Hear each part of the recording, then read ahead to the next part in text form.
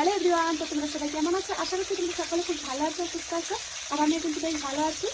তো সবাইকে জানাই শুভ দুপুর। তো আজকে তোমাদের বাড়িতে বাড়িতে কী কী রান্নাবান্না হচ্ছে কমেন্ট করে জানিও। আর আজকে আমি দুপুরে কী কী রান্নাবান্না করছি তোমাদের সাথে ভাবলাম একটু শেয়ার করি। তো চলো দেখিয়ে দিই ঝটপট করে। দেখো যে এখানে আমি ভাত রান্না করে নিয়েছি। আজকে করছি হলো কি উনুনে, তো অনেকদিন পরে আজকে উনুনে রান্না করছি। আর এই যে এখানটায় বসিয়েছি মাছ ভাজা।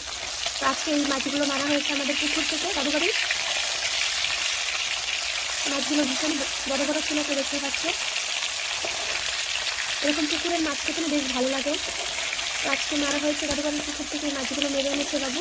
তো সেগুলো এখন আমি রান্না করছি। তো ভাজি করার জন্য যে বসিয়ে দিয়েছি, এটা করবো হলো গিয়ে আলু দিয়ে। তো এই যে আলুটাকে আমি সেদ্ধ করে নিয়েছি।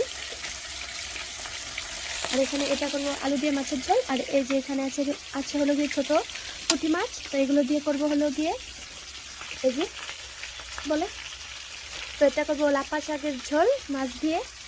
এই ছোটো মাছটা দিয়ে লাফা শাকের ঝোল বানাবো। তো এই যে লাফা শাকের ঝোল বানানোর জন্য নিয়ে নিয়েছি রসুন আর পেঁয়াজ। তো আজকে আমরা দুপুরে এগুলোই রান্নাবান্না করছি। আর তোমাদের বাড়িতে কী কী রান্নাবান্না হচ্ছে তোমাদের কমেন্ট করে কিন্তু জানাতে ভুলো না। তো আজকে অনেকদিন পরে উনুনে রান্না করছি। সেরকমভাবে আমার উনুনে সেরকম একটা আশা হয় না উনুনে রান্না করার জন্য। তো ভাবলাম যে আজকে একটু উনুনে রান্না করা যাক। তো তার জন্য আজকে উনুনে রান্না করছি। গ্যাসে তো রোজই রোজই রান্না করা হয়।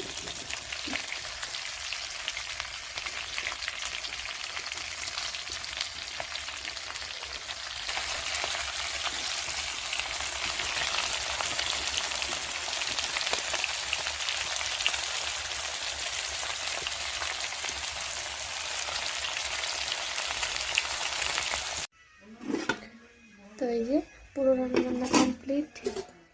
এই যে এখানে যে পালং শাক দিয়ে মাছের ঝোল করেছি। আর এই যে হলো আলু দিয়ে মাছের ঝোল কীরকম হয়েছে কমেন্টে জানিও।